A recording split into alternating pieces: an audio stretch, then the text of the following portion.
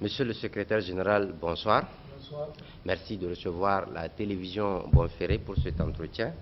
Alors, première question, on a vu au premier tour des présidentielles du 21 février, Lumana est deuxième. Deuxième, on peut parler d'avancée. Cependant, en y regardant de plus près, on constate que le parti a eu un score inférieur en termes de nombre de voix relativement à son score de 2011. Alors, est-ce une fierté pour vous aujourd'hui, cette victoire-là? Je vous remercie, M. Hérault, infiniment de cette opportunité que vous nous offrez de dire quelques mots relativement à un certain nombre de questions qui sont des questions pratiquement d'intérêt public. C'est vrai que le Modern Fa Lumana en tant que tel s'est très peu exprimé relativement à la question de son appréciation des résultats obtenus par son candidat.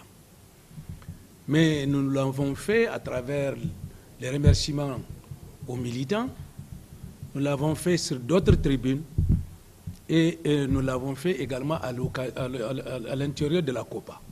C'est simplement que malheureusement, le contexte qui a prévalu avant les élections, le jour du scrutin et même après, ont donné ces aberrations des chiffres que vous constatez.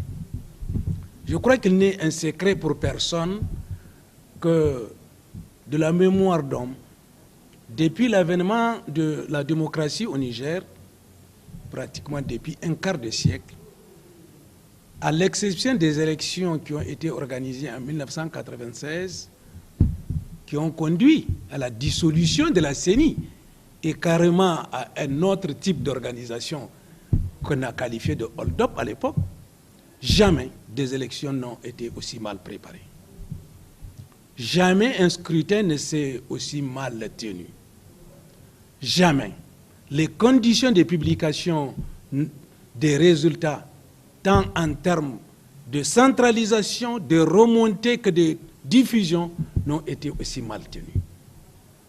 Et en gros, nous savons que le pouvoir a tout fait de façon directe et de façon indirecte pour triturer, minorer les voix de l'ensemble des partis politiques adverses, de l'ensemble des candidats adverses. Et au centre de ces partis et de ces candidats se trouve Hamma Amadou, candidat du Modern Fa Lumana Africa. Tout a été fait pour minorer ces voix. Et les résultats le reflètent. Les plus grandes difficultés sont apparues dans les zones où on sait qu'il y a une forte implantation Lumana. Les plus fortes fraudes, les grandes, les manipulations les plus criardes ont eu lieu dans les zones où on ne voudrait pas voir Lumana émerger parce qu'on voudrait donner au résultat de Lumana une autre interprétation. De cela, je reviendrai tout à l'heure là-dessus. Mais Lumana, grâce à Dieu, est deuxième. Le compteur sera remis à zéro. On ne repartira pas sur la base des résultats acquis. Nous allons commencer à compter à partir de 1. Et Inch'Allah, nous l'avons prévu et nous l'avons dit, c'est même promis, que lorsque les conditions de transparence, d'équité, d'égalité auront été réunies, nous l'emporterons sur le PNDS Daraya. Et c'est ce que nous démontrerons. Alors, monsieur le SG, le président du Modern Fa, candidat du Modern Fa, mais aussi de la COPA, Hamma Amadou, est toujours aux arrêts. Est-ce que cela ne constitue pas aujourd'hui un handicap pour vous en ce qui concerne le deuxième tour? Pour passer à cette question que me posait un de vos confrères, j'avais eu à répondre en disant que tout a été fait pour que Hamma Amadou ne rentre pas au Niger. Il est rentré. Tout a été fait pour qu'il ne soit pas candidat. Il est candidat. Tout a été fait pour qu'il ne soit pas au second tour. Il l'est. Alors, ces difficultés qui sont en train d'être créées ne nous empêcheront pas de vaincre le candidat Mohamed Issoufou. C'est des difficultés délibérément créé. Mais que l'on nous comprenne bien, nous n'accepterons pas, pour ceux qui sont les promoteurs du coup KO, qu'ils s'imaginent un ring où un des adversaires ou des protagonistes va être ligoté comme un fagot de bois où ils vont les asséner les coups de manière à ce qu'ils soient KO. Je crois qu'au plan moral, au plan politique, nul ne peut concevoir aujourd'hui que Hamma Amadou continue de garder prison et que Issoufou trône en chef invaincu et invincible et que demain il vienne nous dire qu'il a gagné. Les conditions dans lesquelles Hamma Amadou est aujourd'hui veulent dire, si elles sont maintenues, que les résultats qui sortiront des urnes seront des résultats frauduleux. Parce que si c'était un sport, les deux acteurs n'étant pas mis dans les mêmes conditions, comment pourriez-on appeler cela? Que vous avez gagné? Ce n'est pas possible. Et je pense que la communauté internationale aidant, il faut que tout le monde comprenne que les choses ne se passeront pas ainsi et nous n'accepterons pas qu'on dise que nous sommes coup KO parce que simplement nous ne sommes pas dans les conditions de combat. Mais nous avons démontré notre combativité. La COPA s'est engagée à travers son candidat Hamma Amadou à aller aux élections.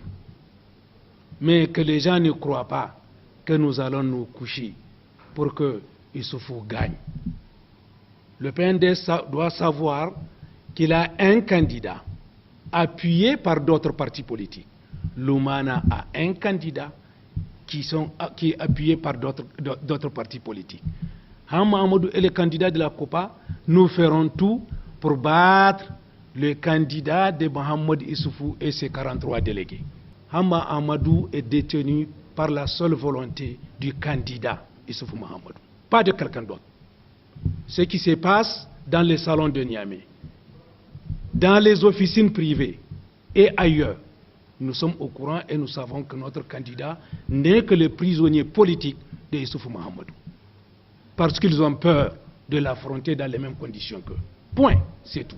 Le PNDS Taraya, particulièrement et de manière générale, la mouvance pour la renaissance du Niger MRN, réunit à elle seule plus de 50% des suffrages exprimés au premier tour. Et on constate paradoxalement un certain optimisme au sein du Modenfa, mais aussi de la COPA 2016. Alors, comment expliquer cet optimisme lorsqu'on sait que mathématiquement, on peut dire que le parti au pouvoir, le candidat du parti au pouvoir va l'emporter haut la main? D'abord, je vais vous dire quelque chose qui va vous faire rire. Les statistiques, c'est la manière la plus élégante de mentir. Et nous savons comment ce chiffre de 48% a été obtenu. Et pour même un sourd, aveugle et muet, il sait comment les chiffres ont été triturés pour qu'il puisse remonter et donner au candidat Issoufou Mahamadou 48,4%.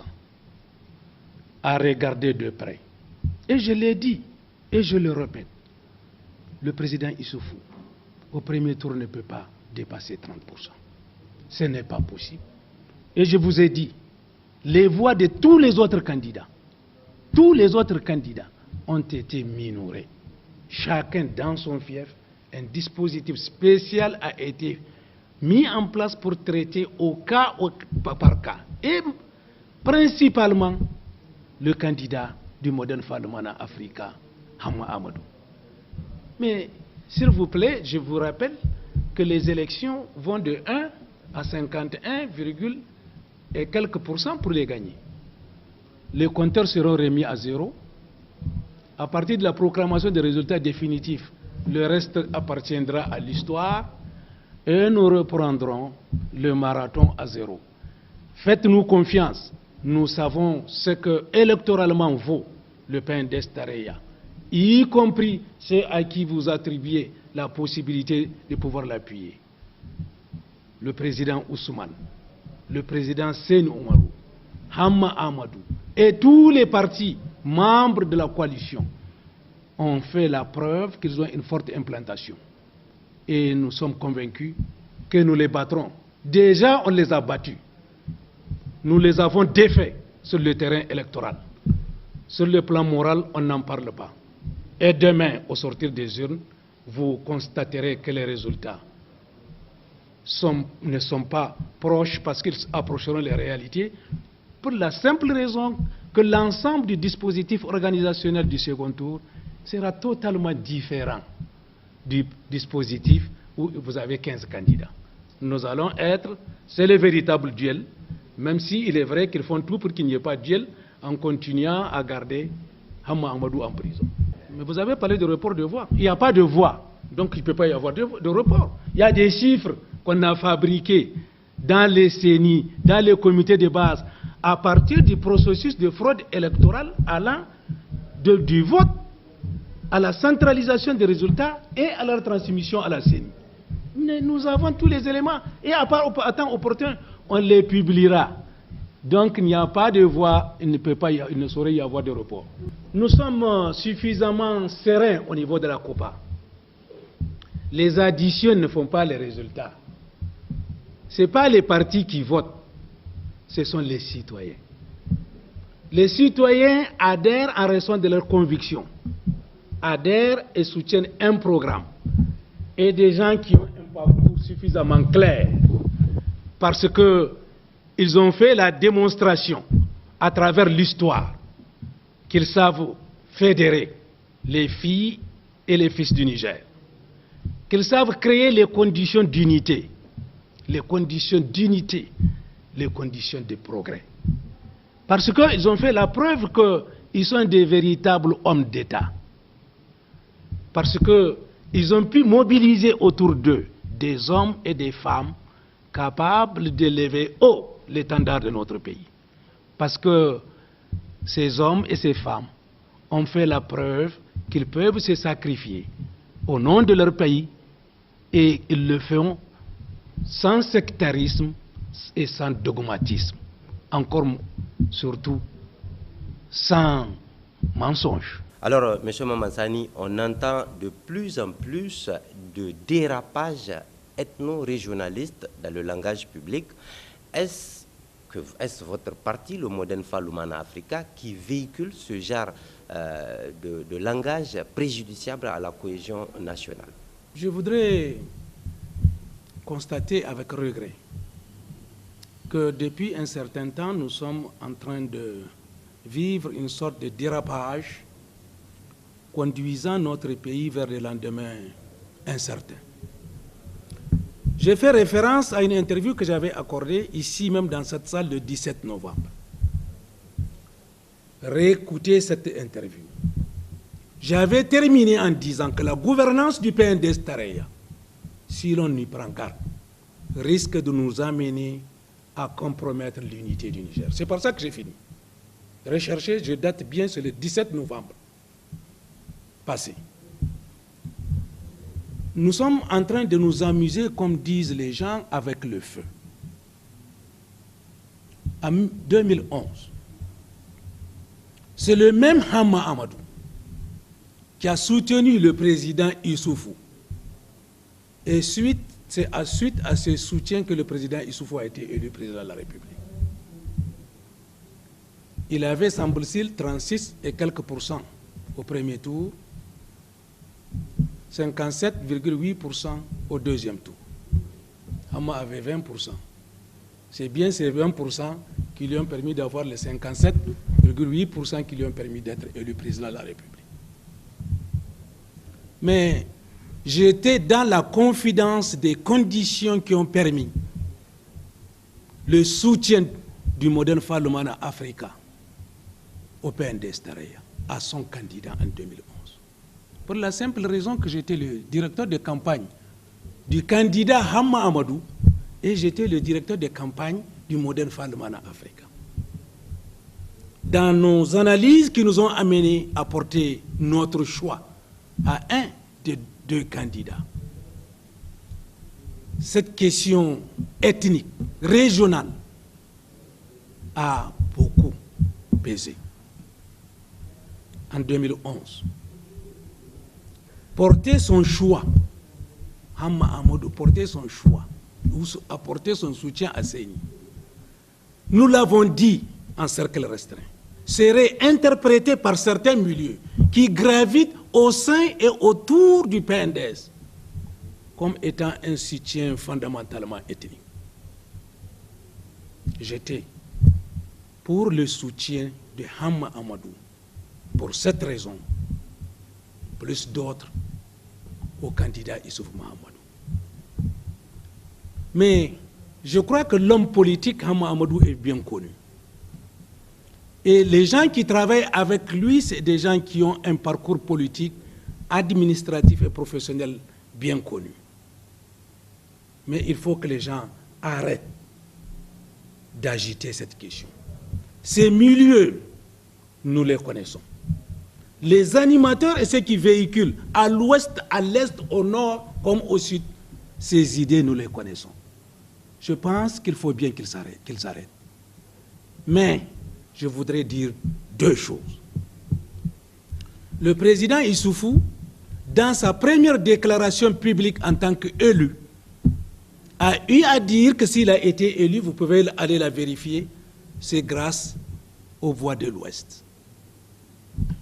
Désormais, personne ne viendra nous dire qu'il y a des clivages de cette nature qui traversent, en tout cas, le courant d'opinion politique que nous sommes censés représenter. C'est lui qui l'avait dit. Deuxièmement, le président Issoufou est arrivé au pouvoir à la faveur des conditions qui ont été préparées pour lui par le président Salou Djibo de Namaro. Ça là, ce n'est pas... À l'est, si vous dépassez chez moi, mon domicile familial, vous tombez directement au Tchad. Moi, je suis à la frontière du Niger et du Tchad. À l'est, là, il n'y a pas plus est que moi. Ensuite, lorsque la cohabitation était née, elle était née du départ du PNDS Tareya, du régime de l'AFC, présidé par le président Mohamed Ousmane. Issoufou a quitté, c'est avec le parti, le MNSD qu'il a fait alliance. Et c'est ensemble que nous avons renversé le régime de l'AFC. Mohamed Ousmane n'est pas de l'Ouest, autant que je sache. Et puis, lorsque Barré était arrivé aux affaires, le FRDD, c'est ensemble que nous avions fait le combat pour le renverser. Le président Barré, que Dieu ait son âme, autant que je sache, il est peut-être du centre-ouest, mais en tout cas pas de l'ouest. Mahamadou Issoufou, président, chef de file de l'opposition, a été à l'avant-garde du mouvement qui a eu raison du régime du président Tandja Mamadou. Tandja Mamadou, il est doux. Donc ces considérations n'ont jamais eu cours. Nous avons été alertés par des responsables de haut niveau qu'il y a des animateurs qui sont en train de courir en brousse, en ville, utilisant tous les moyens, connus et cachés, pour dire que non, n'élisez pas, ne votez pas pour un tel ou un tel, parce que c'est des gens qui incarnent une certaine ethnie. Je crois que nous avons dépassé cela. Il faudrait qu'on y prenne garde. La deuxième chose que je voudrais dire, c'est le silence inquiétant du président de la République. Le 25 novembre, après mon interpellation, le président Bazoum Mohamed, de l'extérieur du Niger, a eu à s'en prendre à deux institutions de la République, y compris en utilisant le même terme qui est en train d'être repris aujourd'hui. Il y a eu beaucoup d'écrits, beaucoup de commentaires. À aucun moment, le président de la République n'a daigné arrêter ce débat. Aujourd'hui encore, il y a des acteurs politiques, associatifs, des simples citoyens qui croient là dire, livrer leur opinion. Malheureusement, le président de la République, le seul sur qui repose la responsabilité première de la cohésion nationale, de l'unité de notre pays et de notre peuple, reste encore muet. Alors, est-ce à dire que dans son milieu, ou lui-même, ou par personne interposée, soutient ces idées? Les institutions de la République et les lois que le pays s'est données ont suffisamment de dispositions pour réprimer ce type de propos, ce type d'actes. Et je crois qu'il est grand temps que le président de la République intervienne dans ce débat parce qu'on va au second tour dans quelques jours. Et je pense qu'on aura à gagner en y mettant un terme de façon claire et nette. Ces milieux, je dis bien qu'on les connaît. Ces personnalités qui animent ces débats, on les connaît. Elles ne sont pas pour la plupart nées aujourd'hui. Ce n'est pas dans les milieux de jeunes, ce n'est pas dans les milieux de femmes.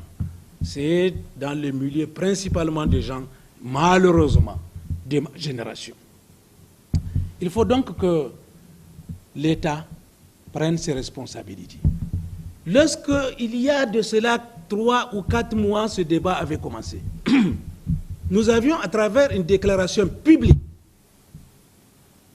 interpellé l'opinion, interpellé notre pays sur la responsabilité qui est la nôtre d'éviter ce type de dérapage. Pour notre part, au Modern Fall Lumana Africa, nous n'avons pas hésité à rappeler tout le monde à l'ordre et à dire toutes celles ou tous ceux au nom du Modern Fall Lumana Africa qui useront ou qui laisseront user de cet argument ethnique, notre arsenal statutaire et réglementaire nous a mis à notre disposition l'ensemble des moyens nous permettant de le réprimer, de l'exclure totalement de notre parti. Nous ne l'acceptons pas, nous ne l'accepterons pas. Mais alors que les gens ne veuillent pas nous l'appliquer, nous combattrons toute forme, conformément à la Constitution, de sectarisme, d'ostracisme, de séparation, de velléités ethniques, régionalistes. Et nous ferons en sorte que les lois de la République puissent être appliquées à tous et à chacun. Nous n'avons pas notre langue dans la bouche pour dire que celles et ceux qui désormais porteront ces messages, nous les dénoncerons publiquement. Monsieur Mahaman Sani, merci. Je rappelle que vous êtes le secrétaire général du bureau politique national du mouvement démocratique nigérien pour une fédération africaine, Modern Fall Lumana Africa. Et merci donc pour cet entretien accordé à la télévision Bonferré.